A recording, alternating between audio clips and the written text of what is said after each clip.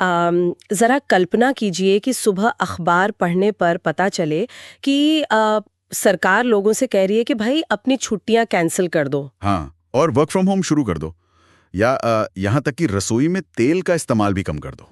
सही में सुनने में लगता है किसी नई महामारी की तैयारी हो रही है। हम्म। पर असल में ये इसलिए हो रहा है क्योंकि 3,000 किलोमीटर दूर ईरान में एक युद्ध छिड़ गया है। बिल्कुल।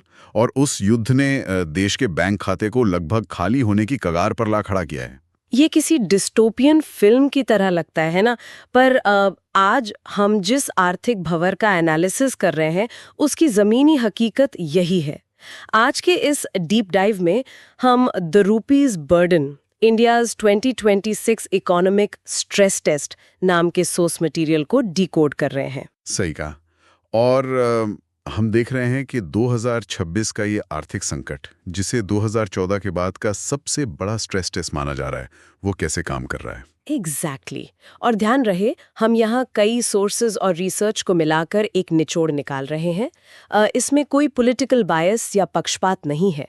हम बस सोर्स में दी गई जानकारी और इकोनॉमिक फैक्ट्स का न्यूट्रल एनालिसिस करेंगे। ये बहुत ज़रूरी है, क्योंकि देखिए, ये विषय सिर्फ इकोनॉमिक्स या स्टॉक मार्केट के ग्राफ्स तक सीमित नहीं है। ये बताता है कि कैसे ग्लोबल जियोपॉलिटिक्स, यानी दुनिया भर की उथल-पुथल, सीधे तौर पर एक आम इंसान की रसोई और उसकी सेविंग्स को कंट्रोल करती है। चलिए इसके हर पहलू को समझते हैं। इस पूरी स्थिति के सेंटर में ना एक डबल वैमी है। एक दोहरी मार है। हाँ, डबल वामी का गणित बहुत ही हैरान करने वाला है। सच में जब हम नंबर्स देखते हैं तो ग्लोबल मार्केट में क्रूड ऑयल यानी कच्चे तेल की कीमत $70 से उछलकर सीधे $105 प्रति बैरल हो गई है। यानी सीधे सीधे 50% का उछाल।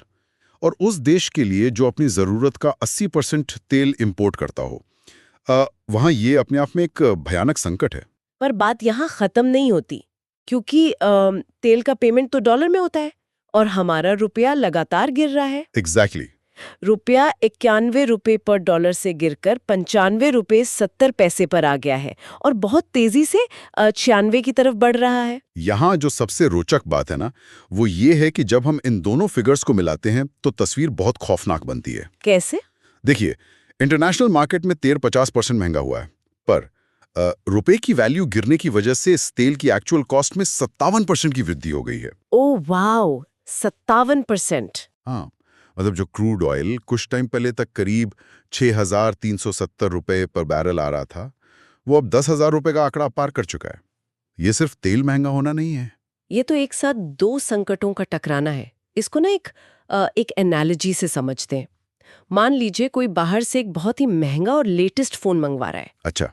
और अचानक वो कंपनी फोन की कीमत 50% बढ़ा देती है। अब जब वो इंसान उस फोन को खरीदने के लिए अपनी करेंसी को डॉलर में कन्वर्ट करने जाता है तो पता चलता है कि उसकी अपनी करेंसी की वैल्यू भी गिर गई है। सही बात है। मतलब अब उसे उस फोन के लिए न सिर्फ ज्यादा डॉलर देने हैं, बल्कि हर एक डॉलर खरीदने के लिए अपनी करेंसी भी ज्यादा खर्च करनी पड़ रही है। जेब पर पूरी तरह दोहरी चोट। ये एकदम परफेक्ट एनालॉजी है। पर यहाँ से एक और बड़ा सवाल पैदा होता है। क्या? जब तेल इतना महंगा हो गया है और रुपया वीक हो रहा है, तो इसका पेमेंट कैसे होगा? देश बिना तेल के तो चल नहीं सकता ना। बिल्कुल नहीं। तो इसके लिए फॉरेन करेंसी यानी डॉलर चाहिए होगा। हाँ, और यहीं से संकट एक नया मोड़ लेता है। इसे हम करंट अकाउंट डेफिसिट या कैड के चश्मे से देखते हैं। राइट। सिंपल भाषा में, देश जितने डॉलर एक्सपोर्ट या इन्वेस्टमेंट से कमा रहा है और जितने डॉलर इंपोर्ट के लिए बाहर भेज रहा है, उसके डिफरेंस को कैड कहते हैं। और क्योंकि हम 80% तेल बाहर से मंगवाते हैं, तो हमारा इंपोर्ट बिल रातों रात आसमान छूने लगता है। हमें बाहर भेजने के लिए अरबों एक्स्ट्रा डॉलर्स चाहिए। एग्जैक्टली। और दूसरी तरफ एक और आफत आ रही है। जो फॉरेन इंस्टीट्यूशनल इन्वेस्टर्स हैं, जिनको हम FIIs कहते हैं, वो भारतीय बाजारों से अपना पैसा बहुत तेजी से निकाल रहे हैं। यहाँ पर मुझे थोड़ा रुकना होगा। मैं समझ सकती हूँ कि तेल के लिए डॉलर चाहिए, पर FIIs ऐसे टाइम पर पैसा क्यों निकाल रहे हैं? क्या कोई साजिश है या इसके पीछे कोई और इकोनॉमिक्स है? नहीं नहीं, साजिश जैसा कुछ नहीं है। ये मार्केट का एक बड़ा क्लासिक बिहेवियर है। इसे फ्लाइट टू सेफ्टी कहते हैं। Flight to safety? हाँ, जब दुनिया में कहीं भी युद्ध होता है ना, तो ग्लोबल इन्वेस्टर्स घबरा जाते हैं। न्यूयॉर्क या लंदन में बैठा कोई फंड मैनेजर जो अरबों डॉलर हैंडल कर रहा है, उसे इमर्जिंग मार्केट्स अचानक से रिस्की लगने लगते हैं। अच्छा, क्योंकि उन्हें पता है कि तेल की बढ़ती कीमतें हमारी इकोनॉमी को नुकसान पहुंचाएंगी। बिल्कुल। तो वो एक सेफ जगह ढूंढता है जो यूजुअली यूएस ट्रेजरी बॉन्ड्स होते हैं। वो यहाँ अपने शेयर्स बेचता है, उन रुपयों को डॉलर में कन्वर्ट करता है और पैसा निकालकर अमेरिका ले जाता है। ओह, अब समझ आया। तो इसका मतलब है मार्केट में अचानक से डॉलर की भयंकर कमी हो जाती है। सही पकड़ा। एक तरफ हमारे इंपोर्टर्स को तेल का बिल चुकाने के लिए अरबों डॉलर्स चाहिए और दूसरी तरफ फॉरेन इन्वेस्टर्स अपने शेयर्स बेचकर डॉलर मांग रहे हैं ताकि वो बाहर जा सकें। और इसी स्थिति को डॉलर की दोहरी मांग या डबल डिमांड कहा जाता है। दोनों एक ही टाइम पर डॉलर के पीछे भाग रहे हैं। और जब किसी चीज की डिमांड इतनी बढ़ जाए और सप्लाई कम हो तो ऑब्वियसली उसकी प्राइस बढ़ती है। यही वजह है कि डॉलर स्ट्रांग हो रहा है और रुपया 96 की तरफ लुढ़क रहा है। एग्जैक्टली। और इस सब का रिजल्ट ये है कि हमारा करंट अकाउंट डेफिसिट जो 2026-27 के लिए जीडीपी के 1% से भी कम रहने का अनुमान था, वो अब उछलकर 2% से ऊपर जा रहा है। ये तो किसी भी डेवलपिंग इकोनॉमी के लिए एक बहुत बड़ा रेड फ्लैग है। मतलब देश अपनी कमाई से ज्यादा खर्च कर रहा है। बिल्कुल। पर यहाँ पर बात सच में बहुत दिलचस्प हो जाती है। हाँ, और वो ये कि जब मैक्रो इकोनॉमिक लेवल पर इतना बड़ा भूचाल आया हुआ है तो एक आम नागरिक क्या कर रहा है? वही तो। निफ्टी के रिटर्न्स रुके हुए हैं, रियल एस्टेट मार्केट एकदम फ्लैट है और एफडीज पर इंटरेस्ट इतना कम है कि वो इन्फ्लेशन को भी बीट नहीं कर पा रहा। तो डर के मारे लोग ना गोल्ड की तरफ यानी सोने की तरफ भाग रहे हैं। हाँ, लोग सोना खरीद रहे हैं, पर यहाँ एक बहुत बड़ा विरोधाभास यानी पैराडॉक्स है। इकोनॉमिक्स के हिसाब से गोल्ड को एक डेड एसेट कहा जाता है। यही बात मुझे थोड़ी अजीब लगी। सदियों से लोग अपनी सेविंग्स और फ्यूचर को सेव करने के लिए सोना ही तो खरीदते आए हैं ना। तो क्या खुद को सिक्योर करने का ये पर्सनल कदम अचानक से देश की इकोनॉमी का दुश्मन बन गया है? इसे थोड़ा गहराई से समझना होगा। पर्सनल लेवल पर सोना वाकई सिक्योरिटी का सिंबल है, पर अगर हम डेड एसेट वाले एंगल से सोचें तो कहानी बदल जाती है। कैसे? एक एनालॉजी लेते हैं। मान लीजिए देश की इकोनॉमी एक बहुत बड़ा खेत है जिसे फलने फूलने के लिए पानी चाहिए, और यहाँ पानी का मतलब है इन्वेस्टमेंट या कैपिटल। ओके, समझ रही हूँ। अब अगर लोग उस पानी को खेत में डालने के बजाय अपनी पर्सनल बॉटलों में भरकर जमीन में गाड़ना शुरू कर दें तो क्या होगा? खेत तो सूख जाएगा ना। ओह, और सोना ठीक यही काम कर रहा है। एकदम सही। जब देश हेवी क्वांटिटी में सोना इंपोर्ट करता है तो वो अपने कीमती डॉलर बाहर भेज रहा होता है। वही डॉलर्स जिनकी तेल खरीदने के लिए पहले ही शॉर्ट सप्लाई है। बिल्कुल। और बदले में जो सोना आता है वो तिजोरियों और बैंक लॉकर्स में बंद हो जाता है। वो कोई नई फैक्ट्री नहीं लगाता, कोई नई जॉब क्रिएट नहीं करता। यानी उसका कोई प्रोडक्टिव इकोनॉमिक यूज नहीं है। सही बात। तो देश एक तरफ डॉलर की कमी से जूझ रहा है और दूसरी तरफ देश का ही पैसा ऐसे फॉर्म में फ्रीज हो गया है जो इकोनॉमी का पहिया घुमाने में कोई हेल्प नहीं कर रहा। ये एक बहुत ही क्लासिक एग्जाम्पल है कि कैसे माइक्रो लेवल पर लिए गए सही फाइनेंशियल डिसीजंस मैक्रो लेवल पर देश के आर्थिक संकट को और बड़ा कर देते हैं। सही कहा। ये तो बहुत चिंता वाली बात है। खजाना डॉलर के मामले में खाली हो रहा है और देश के अंदर का पैसा सोने की ईंटों में बदल रहा है।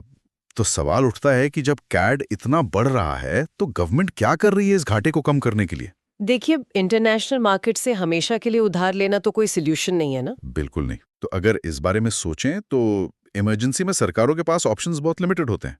जब देश अपनी कमाई रातों रात नहीं बढ़ा सकता तो एक ही रास्ता बचता है, अपने खर्चों में भारी कटौती करना, जिसे इकोनॉमिक्स में डिमांड डिस्ट्रक्शन कहते हैं। एग्जैक्टली। Demand destruction. सरकार को उन सभी चीजों की खपत कम करनी पड़ती है जो बाहर से आती हैं और जिनका पेमेंट डॉलर में होता है। और यहीं पर मिडिल क्लास और अमीरों से देशभक्ति के नाम पर अपने लाइफस्टाइल में चेंजेस करने की अपील शुरू होती है, जिसे एक तरह की ऑस्टेरिटी या खर्च में कटौती की पॉलिसी कह सकते हैं। हाँ, और जो पॉलिसी सामने आ रही हैं वो डेली लाइफ को सीधा हिट करती हैं। राइट। जैसे कहा जा रहा है कि पेट्रोल कम यूज करें, कार पूलिंग करें और वर्क फ्रॉम होम को बढ़ावा दें ताकि फ्यूल बचे। और तो और सोने की खरीद पर 1 साल की रोक यानी मॉरेटोरियम लगाने की भी चर्चा है। फॉरेन ट्रिप्स कम करने को भी बोला गया है ताकि लोग बाहर जाकर डॉलर ना उड़ाएं। पर पता है मुझे सबसे ज्यादा सरप्राइज किस बात पर हुआ? किस बात पर? कि एडिबल ऑयल यानी खाने के तेल का इस्तेमाल कम करने की बात भी बहुत जोर शोर से की गई है। Cooking oil. खाने के तेल का एग्जाम्पल एक्चुअली स्थिति की गंभीरता को दिखाता है। इंडिया दुनिया के सबसे बड़े एडिबल ऑयल इंपोर्टर्स में से एक है। हाँ, पाम ऑयल से लेकर सनफ्लावर ऑयल तक हमारा बहुत बड़ा हिस्सा बाहर से आता है। बिल्कुल। और इसका इंपोर्ट बिल सालाना कई अरब डॉलर का बनता है। तो जब देश के पास तेल खरीदने के ही डॉलर कम पड़ रहे हों, तो सरकार एडिबल ऑयल जैसे बड़े इंपोर्ट को भी कंट्रोल करने की कोशिश करती है। ये ना सोचने पर मजबूर कर देता है कि कैसे एक ग्लोबल जियोपॉलिटिकल प्रॉब्लम का सॉल्यूशन लोगों की किचन में कम तेल यूज करके निकाला जा रहा है। ग्लोबलाइजेशन की असलियत यही है। इकोनॉमी के बड़े बड़े लीकेज रोकने के लिए आम इंसान की प्लेट से शुरुआत हो रही है। जब फॉरेन रिजर्व्स अंडर प्रेशर होते हैं तो ऐसे ही आर्थिक देशभक्ति की फीलिंग जगाई जाती है। लोगों से अपील की जाती है कि वो अपनी खपत खुद कम करें, ताकि इंपोर्ट बिल घटे और इकोनॉमी को थोड़ा सांस लेने का मौका मिले। सही बात। पर ये पॉलिसी अपने साथ कुछ बहुत सीरियस सवाल भी लेके आती है। तो आखिर इन सब का मतलब क्या है? जब मिडिल क्लास से इतने बड़े त्याग की उम्मीद की जा रही है, तो सबसे तीखा सवाल ये आता है कि क्या ये त्याग प्रॉपर्ली डिस्ट्रीब्यूट हुआ है? बिल्कुल। क्योंकि अगर हम डेटा देखें तो सिचुएशन डराने वाली है। पिछले 5 सालों में मिडिल क्लास की रियल इनकम, मतलब इन्फ्लेशन एडजस्ट करने के बाद की इनकम, उसमें सिर्फ 1.0 से 1.5% का ग्रोथ हुआ है। यानी आम इंसान की कमाई लगभग रुकी हुई है। और इस क्लास की प्रॉब्लम सिर्फ रुकी हुई इनकम तक लिमिटेड नहीं है। हाँ, वो लोग पहले ही प्रेशर में हैं। एक तरफ एआई जैसी टेक्नोलॉजी के आने से वाइट कॉलर जॉब्स खतरे में हैं, और दूसरी तरफ एजुकेशन और मेडिकल कॉस्ट आसमान छू रही है। सही बात है। किसी ऑर्डिनरी फैमिली के लिए बच्चों की पढ़ाई या हॉस्पिटल का बिल भरना ही एक आर्थिक झटका है। और ठीक इसी वक्त इसी क्लास से कारपूलिंग करने, छुट्टियां कैंसिल करने और कंजम्पशन कम करने को बोला जा रहा है। इसी को सोर्स मटेरियल में द सैक्रिफाइस गैप या त्याग का अंतर कहा गया है। यहाँ मैं ना एक चीज़ क्लियरली मेंशन करना चाहूँगी। हम जो ये सैक्रिफाइस गैप की बात कर रहे हैं, ये किसी पॉलिटिकल पार्टी के सपोर्ट या विरोध में नहीं है। हाँ, बिल्कुल न्यूट्रल फैक्ट्स हैं ये। यस, हम बस सोर्स को एनालाइज कर रहे हैं ताकि समझ सकें कि इकोनॉमिक पॉलिसीज का असर किस क्लास पर सबसे ज्यादा पड़ता है। तो आगे बढ़ते हुए, जब देश पर आर्थिक संकट आता है तो उसका बोझ किस पर पड़ना चाहिए? देखिए, जब रुपया कमजोर होता है तो जो एक्सपोर्टर्स हैं, यानी जो अपनी चीजें बाहर बेचते हैं, उन्हें बड़ा फायदा होता है। क्योंकि वो डॉलर में कमाते हैं और जब उसे रुपीज में बदलते हैं तो उन्हें ज्यादा मिलता है। एग्जैक्टली। और जिन तेल कंपनियों ने पहले सस्ते रशियन क्रूड ऑयल से बम्पर प्रॉफिट कमाया था, उनकी बैलेंस शीट्स भी बहुत स्ट्रांग हुई है। पर इन प्रॉफिट कमाने वाली कंपनियों पर कोई विंडफॉल टैक्स नहीं लगाया गया, और इलेक्शन से जुड़ी जो फ्रीबीज या मुफ्त की योजनाएं हैं, उन पर भी कोई रोक नहीं लगी है। यही से ना इकोनॉमिक्स में एक बहुत इंपॉर्टेंट सवाल उठता है, इकोनॉमिक पॉलिसीज में फेयरनेस या निष्पक्षता की कमी। राइट। ये विंडफॉल टैक्स असल में क्या होता है? विंडफॉल टैक्स ना इकोनॉमिक्स का एक बहुत जाना माना टूल है।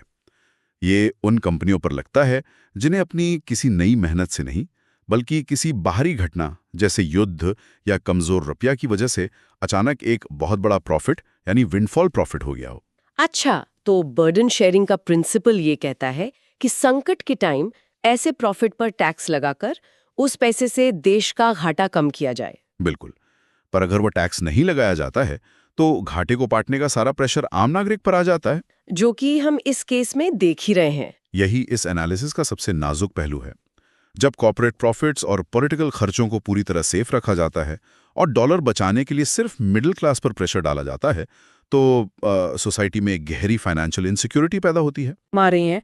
और दूसरी तरफ एक सैलरीड इंसान से कहा जा रहा है कि वो देश के हित में अपनी गाड़ी घर पे छोड़ दे। यही इनइक्वालिटीज 2026 के स्ट्रेस टेस्ट को सिर्फ एक इकोनॉमिक क्राइसिस नहीं, बल्कि पॉलिसीज के टेस्ट का एक बड़ा मुद्दा बना देती है। ये पूरी डिस्कशन सच में इकोनॉमिक्स को देखने का नजरिया बदल देती है।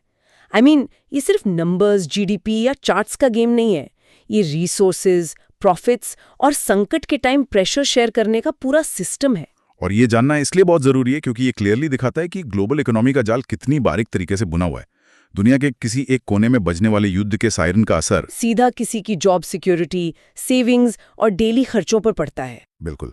और ये भी सिखाता है कि मैक्रो इकोनॉमिक क्राइसिस आने पर जिन चीज़ों को हम अपना पर्सनल शील्ड मानते हैं, जैसे सोना खरीदना, वो बड़ी पिक्चर में इकोनॉमी के लिए ही उल्टे पड़ सकते हैं। तो अगर हम आज के इस पूरे डीप डाइव को समराइज करें तो एक बात क्लियर है कि इंडिया 2014 के बाद से अपने सबसे बड़े आर्थिक स्ट्रेस टेस्ट से गुजर रहा है, और ये किसी एक सिंगल घटना का रिजल्ट नहीं है। हाँ, ये एक मिक्स है। एक ऐसा बवंडर जिसमें बाहरी जियोपॉलिटिक्स शामिल हैं, यानी यूरान युद्ध जिसका इम्पैक्ट तेल की कीमतों पर पड़ा, फिर देश के अंदर इन्वेस्टमेंट का पैटर्न जिसमें लोग मार्केट छोड़कर गोल्ड की तरफ भाग रहे हैं और डॉलर ड्रेन कर रहे हैं, और सबसे इम्पॉर्टेंट ऐसी पॉलिसीज का कॉम्बिनेशन जो खर्चों में कटौती का पूरा बोझ बस आम नागरिक के कंधों पर डाल रहा है। ये सब एक दूसरे में उलझा हुआ है। तो आज की इस इन डेप्थ डिस्कशन को रैप अप करते हुए मैं आगे सोचने के लिए एक सवाल छोड़ना चाहूँगी। ग्लोबल कॉन्फ्लिक्ट्स, युद्ध और ये सप्लाई चेन की उथल-पुथल अब कोई एक्सेप्शन नहीं बल्कि एक न्यू नॉर्मल बन गए हैं। और अगर गोल्ड जैसी सेफ मानी जाने वाली एसेट्स असल में देश के ट्रेड डेफिसिट को और बढ़ाती हैं, तो फ्यूचर में एक सचमुच की क्राइसिस प्रूफ इकोनॉमी कैसी दिखेगी? क्या आने वाले वक्त में लोगों को आर्थिक देशभक्ति की एक नई डेफिनेशन लिखने की ज़रूरत है, जहां पर्सनल सिक्योरिटी और नेशनल इंटरेस्ट एक दूसरे से टकराए नहीं? ये सच में एक बहुत ही गहरा और प्रोवोक करने वाला सवाल है, जो आगे चलकर हमारी इकोनॉमिक पॉलिसीज का फ्यूचर डिसाइड कर सकता है। इस पर ज़रूर विचार कीजिएगा। आज के इस डीप डाइव में बस इतना ही।